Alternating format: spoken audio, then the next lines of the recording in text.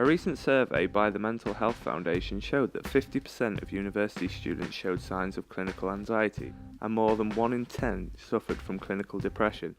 Even though the numbers are increasing and awareness is being raised, it is still seen as a taboo subject, which begs the question, how can you cope with depression?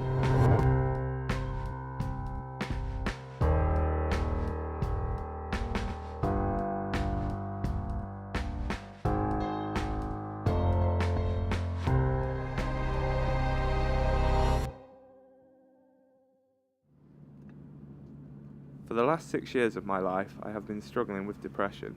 This documentary isn't about me, it is about me searching for answers to help others. With depression being such a problem, I want to talk to some professionals about how to cope with such a life-changing diagnosis. My journey took me to the university-based counselling services. Hello. Hi. I'm Matt. Nice to meet you, Matt. Come in. My name is Elizabeth Jordan. I'm a doctor of psychotherapy, and I've been the manager, and I have set up this counselling service here at the Bucks New University for the last 20 years. What does a counsellor do? What is it that a counsellor does? She does exactly what I've done just now, and she rephrases the question and she puts a question back to someone who wants to know what's going on for his or her life. So it's a time to reflect with another person who's neutral. And really, it's an opportunity for a student or a person who's feeling as though they need to talk to someone, to talk in a confidential and private way in order to find meaning with what's going on in their lives. How does counselling help with depression? By reaching out to someone and speaking with another person begins the opportunity for a relationship to happen. And in that professional relationship that a counsellor has, then the individual student will have an opportunity to learn more about himself or herself and therefore understand depression more. Is it possible to cope with depression and live a normal life? Absolutely. With the right support, depending of course on the level of severity, but it is a continuum path. Some people suffer very seriously, but you must remember 1 in 4 adults suffer depression in the average year. It can happen to anybody. It's not extraordinary. It's a natural part of life. And depression really knocks on our door to ask us, it's like the heart and the soul saying, what is it in your life that needs to be addressed? Because it's an opportunity to address something that's not resting properly inside yourself. Depression is one of those things that not many people talk about it really, because it is such a personal experience, I suppose, because everyone deals and suffers it differently. There's no one way about it, and so it's kind of hard to always spot the signs of it as well. Depression is such a personal experience, it affects everybody differently. I spoke to some students affected by depression to get their experiences and how they coped with it. Actors are being used to protect the identities of these individuals. I was about 14, 15 when Mum couldn't understand why I'd lost a lot of weight and could never get out of bed. She didn't understand why I wasn't like normal teenagers with a lot of energy all the time. She saw it wasn't laziness, although I am a fairly lazy person. So she took me to a doctor's and he sent me to a psychiatrist to observe me and did tests. The doctor gave my mum a routine to give to me which he thought would help me, try to stabilise sleeping and eating and exercise along with medication. I found that therapy doesn't really help. I feel it's all my problems and no one else's, and I don't like the way medication makes me feel. I turn to music as long as I have music on, whether it's in the background or full blast. I always need it on. I think university definitely adds pressure, especially to be able to get out of bed and stop sleeping and turn off the lectures. Lecturers don't fully understand. They see it as an excuse when it's a mental illness. I definitely advise people to seek some professional help, whether or not you feel the treatment will help you. You can stop the treatment. Please make sure you have that one person you can go to and warn that you're having the worst time of your life.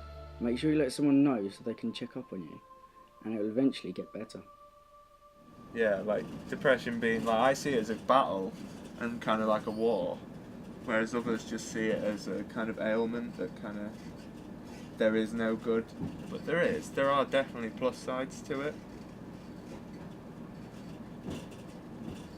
It's just like when the bad outweighs the good, that's when you're in trouble.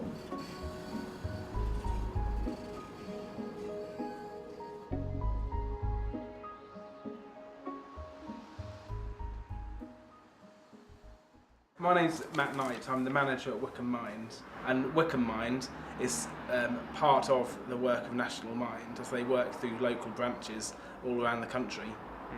What does Mind do to help people with depression?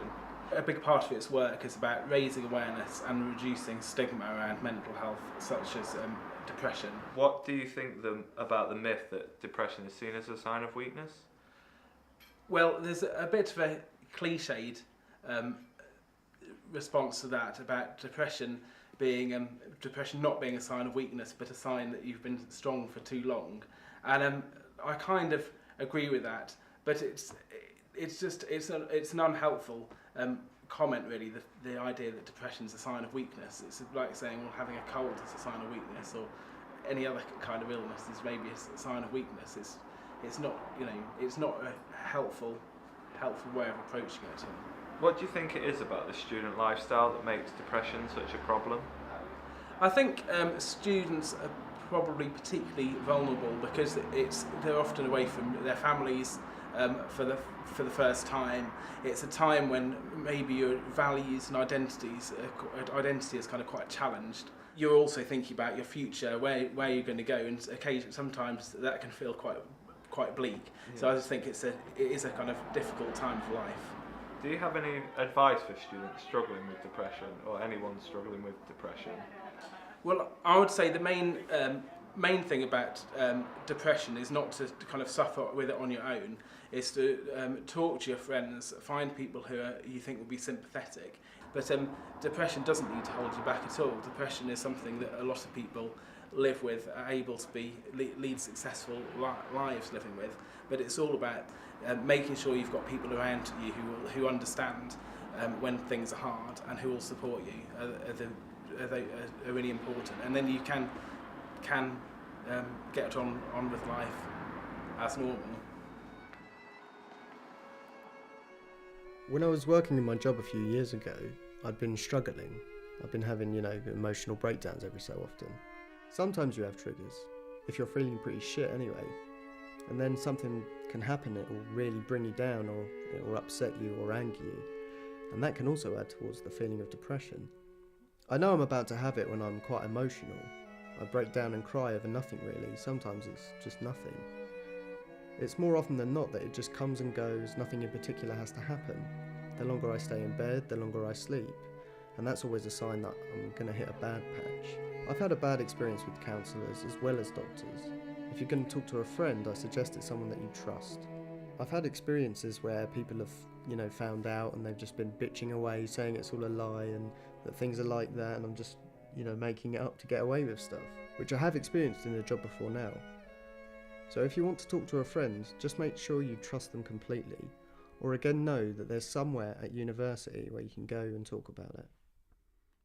Depression affects so many people in so many different ways. The one thing that I have learnt is, if you are struggling, find somebody you trust, a friend, a family member, or a professional, and talk about your problems. Suffering in silence shouldn't happen. Seek help from those that know. There is help out there. The most important thing to realise is, it does get better. With the right help and the right coping methods, depression is manageable, and you can live a normal life with it.